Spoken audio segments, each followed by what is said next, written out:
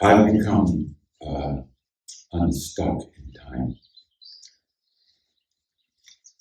I see some people nodding their heads.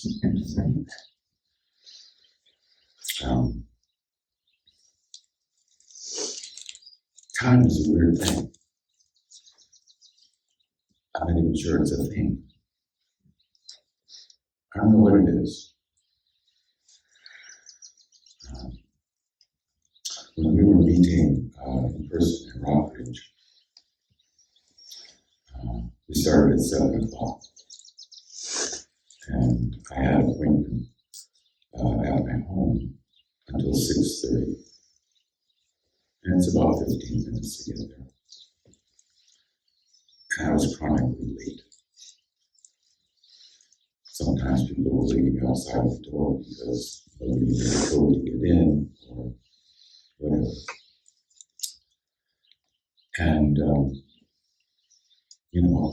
I'd finish at 6:30, I'd write a note, I'd gather my stuff, I'd get in the car, and I'd drive, and I'd check the time, traffic.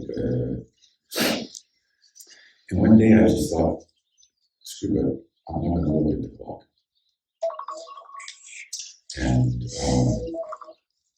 so I didn't even look at the clock on my car, the dashboard, didn't look at it. I just finished my session, I wrote my notes, I did what I always did. Got in the car and I just drove and I said, I'm late. And from that point on, when I did that, I was early.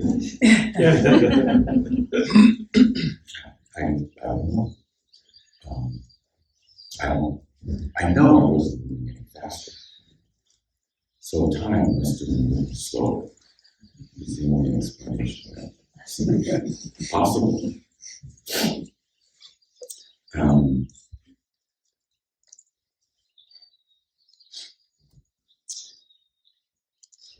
then I was trying to figure out when I started feeling this unstuckness. And I think it happened around the vacation that we didn't take. My wife went to Japan to spend some time with her mom, and then accompanied her mom 88 years back from Japan. It makes it easier to travel to have a companion. And before she came, we asked her, hey, what do you want to do? We've been living in America now for 35 years. She's visited often, and we've done lots of things. And we wondered what she wanted to do. And she said, I want to see the White House. Okay. And I want to go by train. Okay. My father-in-law was a station master of Japanese National Railways. So their life was moving around train station to train station. Trains have a certain special something, and I could understand that. So, okay, we're going to go by train. Could we at least fly from Chicago? Fly from Chicago. So we proceeded to book tickets on Amtrak from Oakland down to LA because we heard that train down the coast was really nice. So why not? And we've taken the Zephyr, which is one way to go to Chicago by train, once as far as Colorado. So let's try a different route. We'll go from LA to Chicago via the Southwest. That sounds fun. What was even more fun was that Michael and Brooke Wiley were going to meet us, and I keep calling it Lammy, but I think it's Lammy or something. Lammy. Anyways. They're going to be at the train stop for 5 minutes or something. They're going to be on the platform and give us freebies to take on the train with us. Great. Got a great hotel in Chicago on the lake, and we arrived just in time to be able to get on a architectural boat tour of Chicago that everybody says is fantastic. So we're going to arrive in time to do that, do that. Next day, we fly to DC.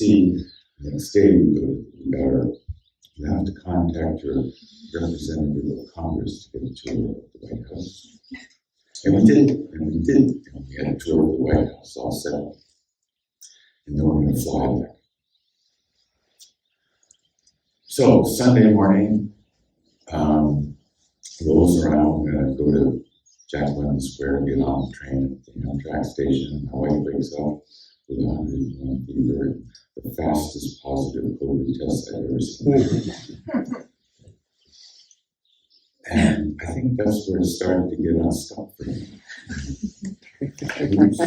That got unstuck too. I was concerned about my life.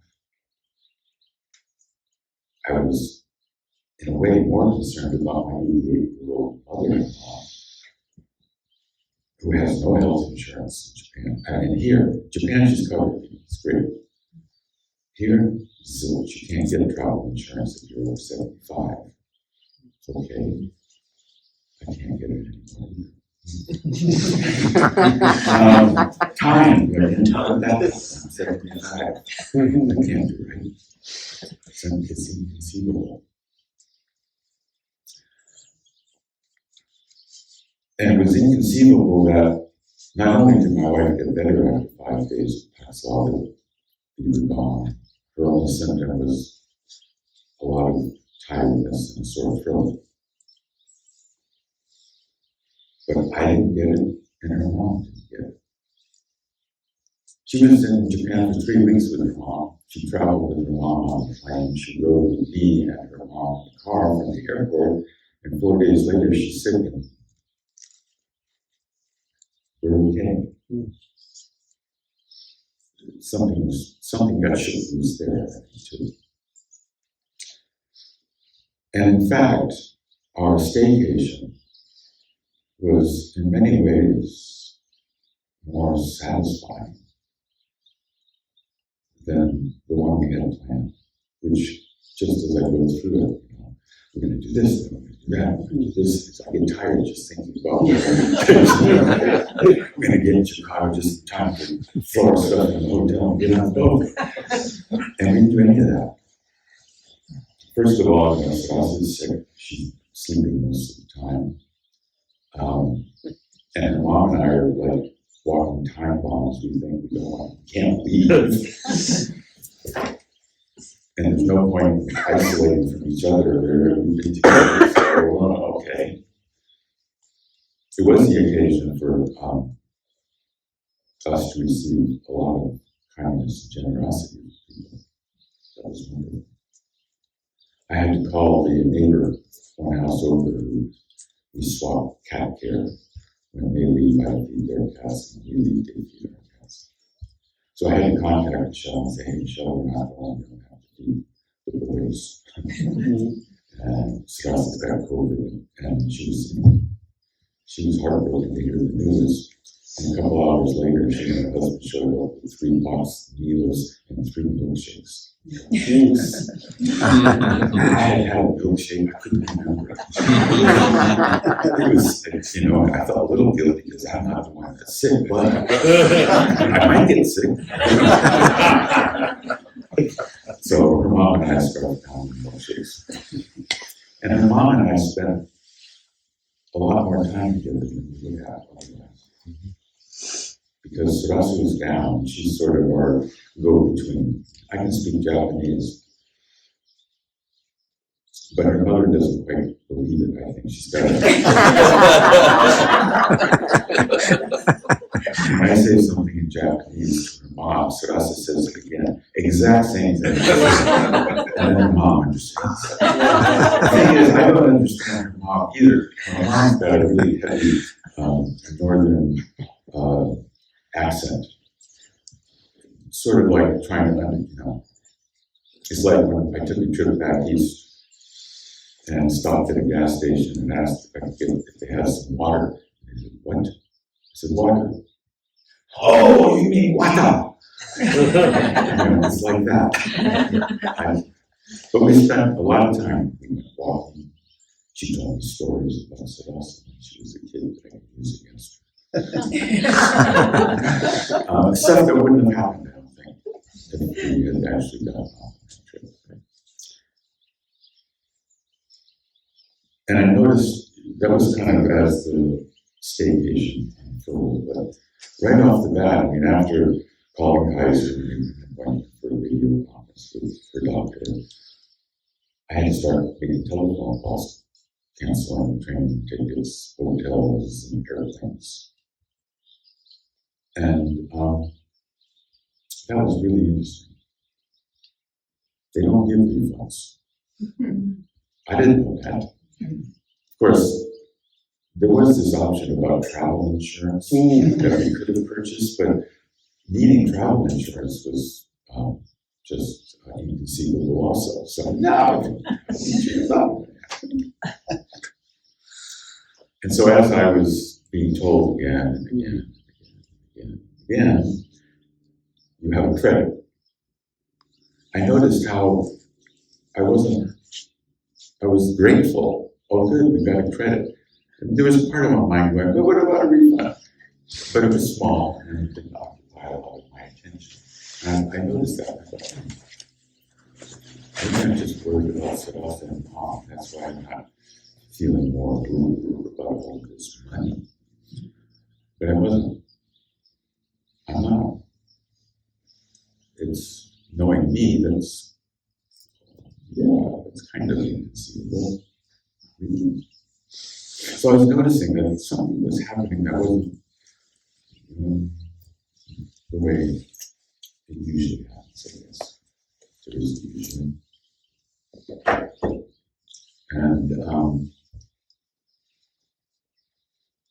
And after Sadasa's fever broke and she's testing negative, we actually had a wonderful time running around Bay Area seeing things, gardens and parks. And I've been living here for over 30 years. I've never been to the headlands. I had to go to the headlands. Things like that. It was great. And after a week, and I started back doing my usual thing, having lots of appointments,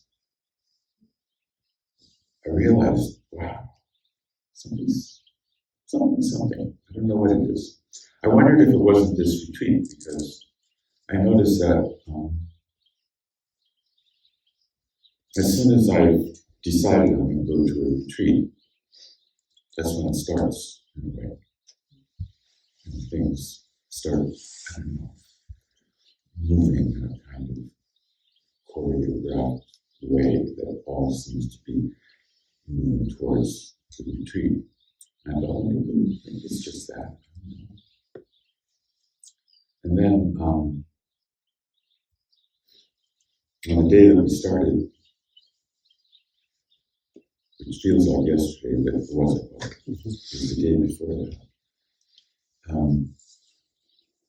As I was driving here, from Oakland, and approaching the place where we're going to merge onto 580, running along the bay. And it was 3 o'clock in the afternoon, and it was packed way and why is it that there's a huge traffic jam waiting to funnel down from 4 lanes to 2 lanes to go to the Berkeley that way, and 3 lanes almost empty going to San Francisco. And I didn't think, I found my car sort of taking the exit that was there and heading for San Francisco, which I've been driving up and down a lot lately, really appreciating it, especially between Emeryville and Gilman, just before you get on the split that takes you to Santa Fe. Get a choice, Sacramento, Santa Fe. And just drove down Gilman, which is this wonderful, large treed boulevard, both sides, trees hanging over. It was great.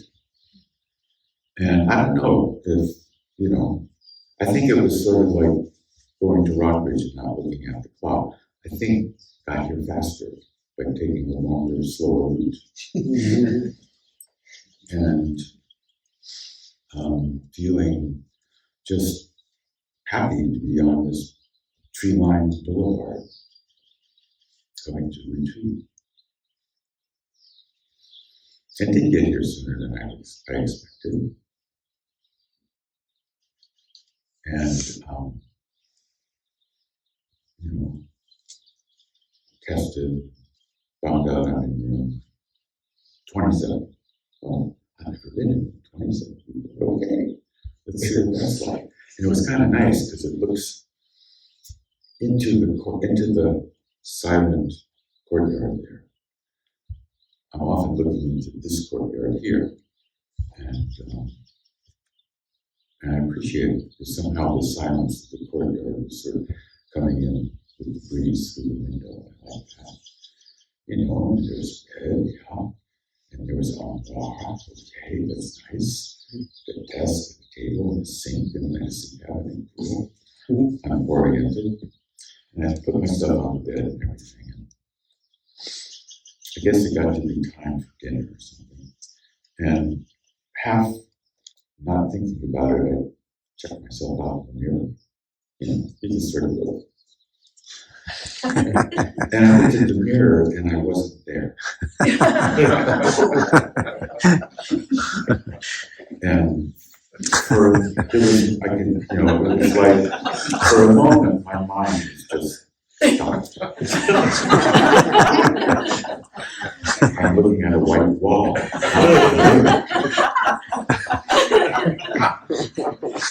And then I watched my mind sort of kick in. I have to open it up and look inside. That's so the nuns would spend too much time. I made a lot. But for that one moment, I wasn't there. And that felt like sort of a brush. One of the things that my mind did to fill in the blanks, besides that story about the nuns and not looking at mirrors, was remembering a story about someone named Yajnadatta, who was in the habit of admiring himself in the mirror every day, maybe too much.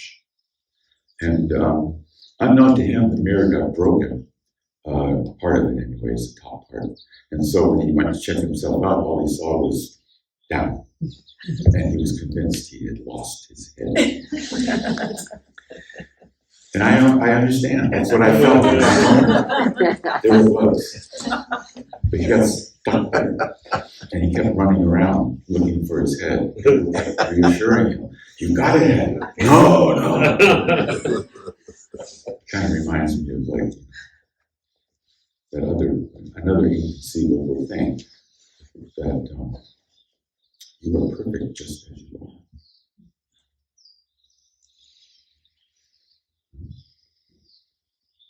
It's hard to believe.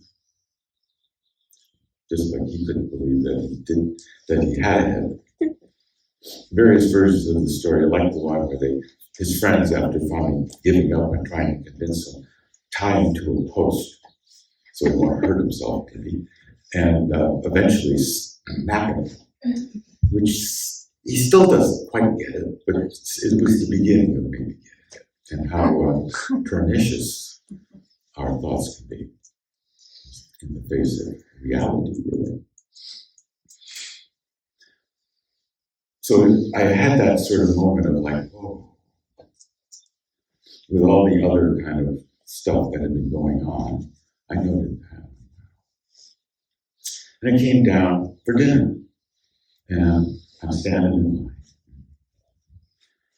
wondering what's for dinner, looking at the trays as they go by. One of the trays was Tess's, and Tess is walking by and saying, "You coming to dinner?"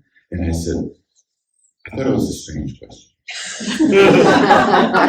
Because I'm at dinner. But I didn't want to quibble about it. And so I said, yeah, okay.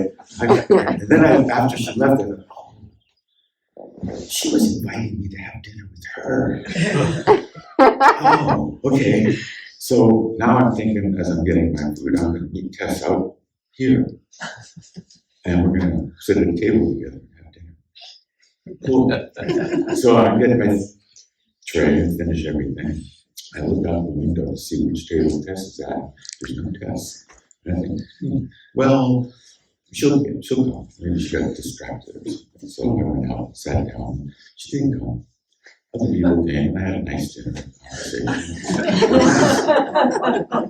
And I'm walking back in with my tray, and I bump into Amaryllis, who looks at me. She goes, "David, where were you? We always meet and have a meal together on the first night."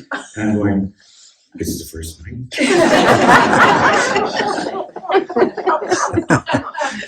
I was not in the first night.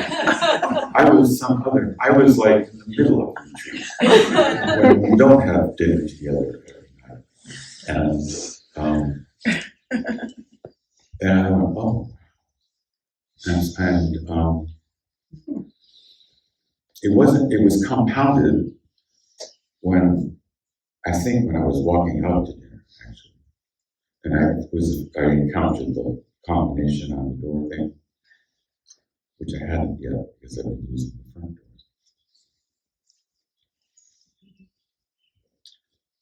And I'm going 5, 6, 8, 7. And I'm saying that to myself as I walk out the door. And I'm trying to think now, what is Sister Margaret going to tell us is the wonderful mnemonic to remember this? I couldn't figure out any kind of mnemonic at all. When James Anthony shows up, and I say, I'm trying to figure out the mnemonic for this thing. He says, oh, it's easy. 56 is half of 87. I'm going,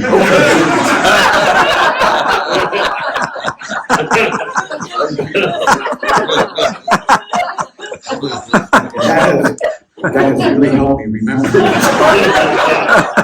Which seems kind of but for that one moment, again, that moment when I was looking in the mirror, my mind just went,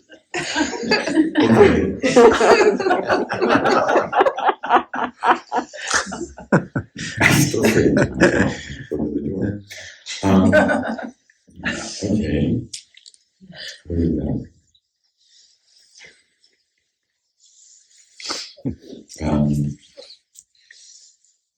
Yeah. And then I think a contributing factor has been that Sarasa, my wife, and her mom went back to Japan on Sunday.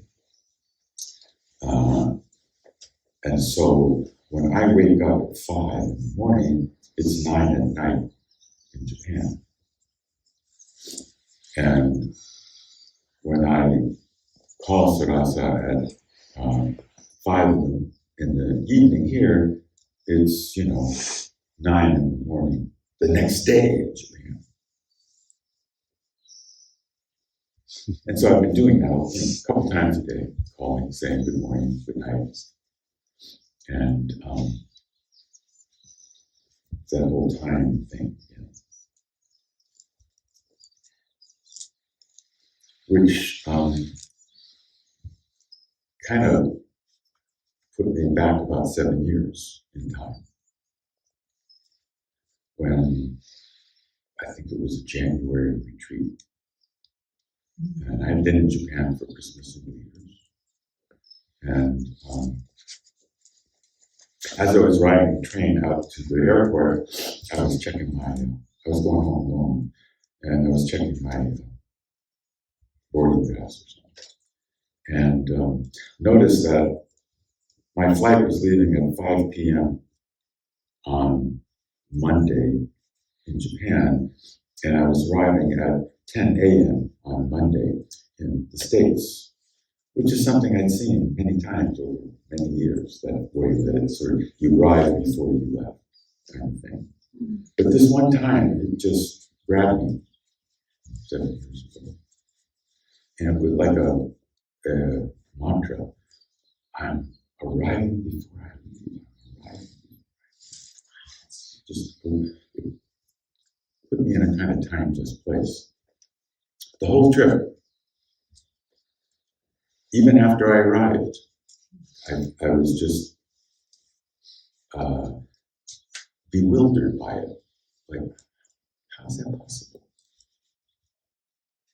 My mind did not kick in with international dateline, and it was just like, how is that possible? In spite of knowing about the international datelines, how is that possible? And I came to retreat. It was the Angela Center, dearly departed Angela Center. In that place, and the place I came to this retreat in had that fragrance. And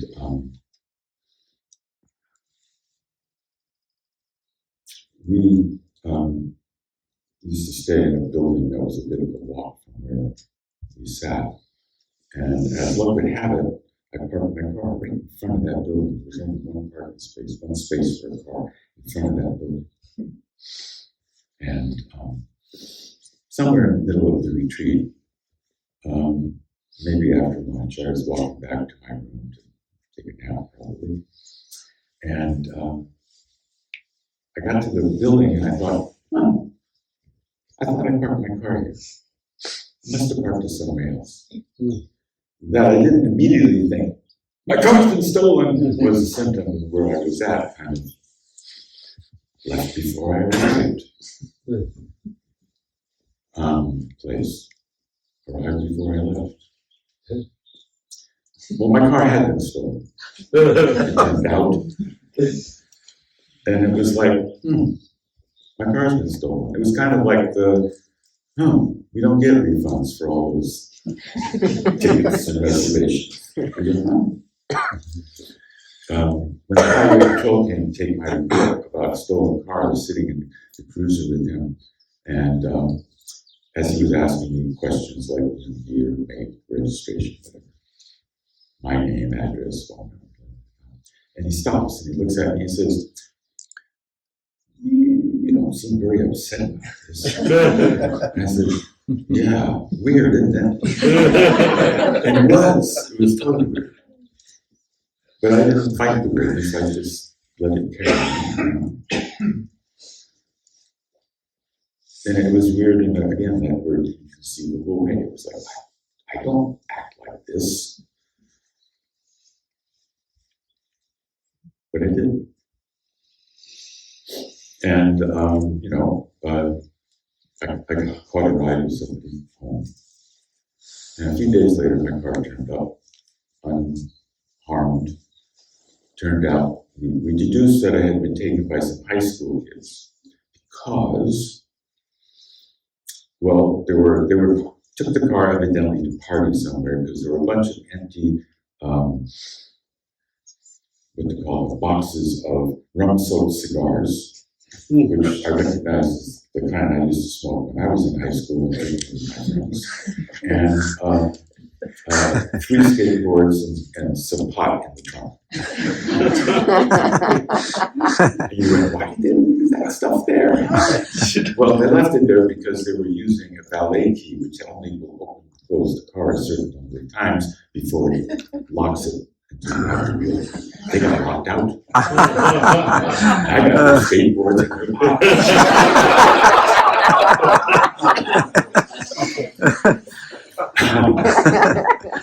and the car was fine. There was nothing. It smelled bad. It smelled like beer and tobacco and cigars. But that was about it. So that was kind of like, wow.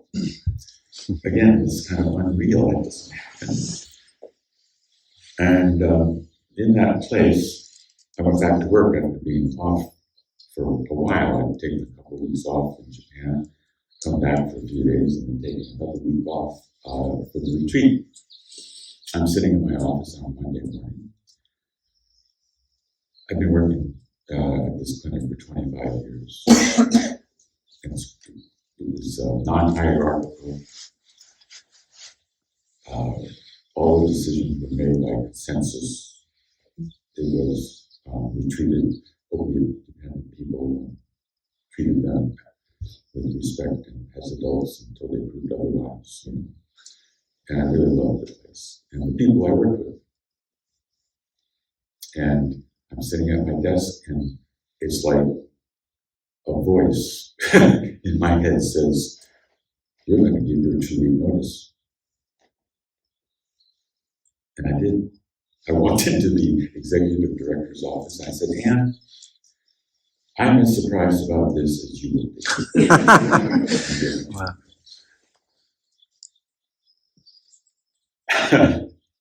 And I went home and I told my wife. But she was kind of happy, actually, because, my job was very early in the morning. And then I went to bed very early at night and kind of edited the number of hours we had together. So someone after that asked me, "Did you talk to your wife before you did that?" My reply, without I listened to myself say, "I didn't talk to me before I did it." It's like responding to a poem, and it just, and you know it's true.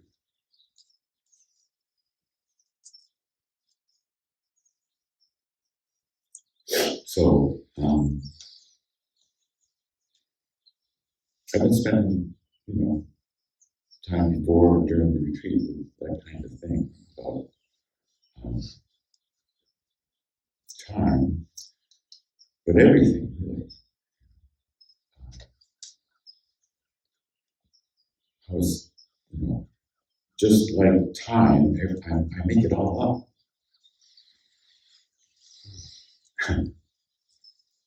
And noticing that, helps me not be driven by the stories I make up. I can't say I stop making up stories. It's like, I think of it as mind snot sometimes. The way my nose will do that. My mind just does that. It's just what it does. It sort of excretes thoughts. Okay. And I watch them, and sometimes they take me away, and sometimes I grab on, and sometimes I just watch. And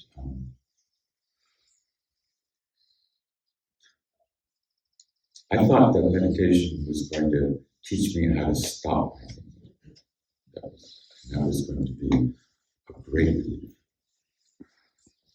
But it hasn't. It's more like taught me how to find neutral in my mind, where the engine's running, but the gears aren't turning. Or it's like, putting in the clutch, something like that. Because I noticed, it's going on, like it always has gone on, but I'm not paying as much attention to it. And I'm grateful for that.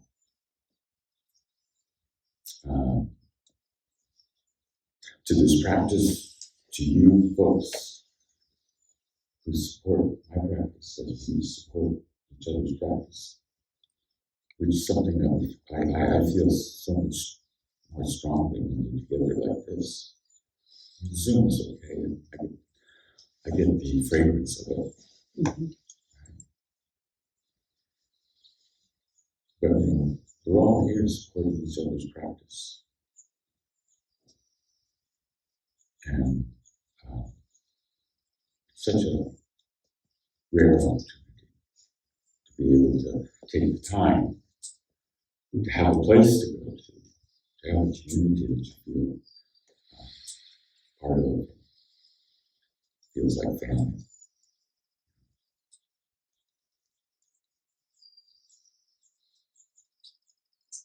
There's a way that kind of feels inconceivable too. And yet I feel it.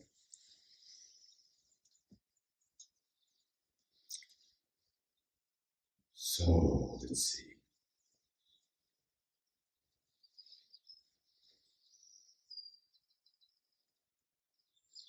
I think that's about all I have to say.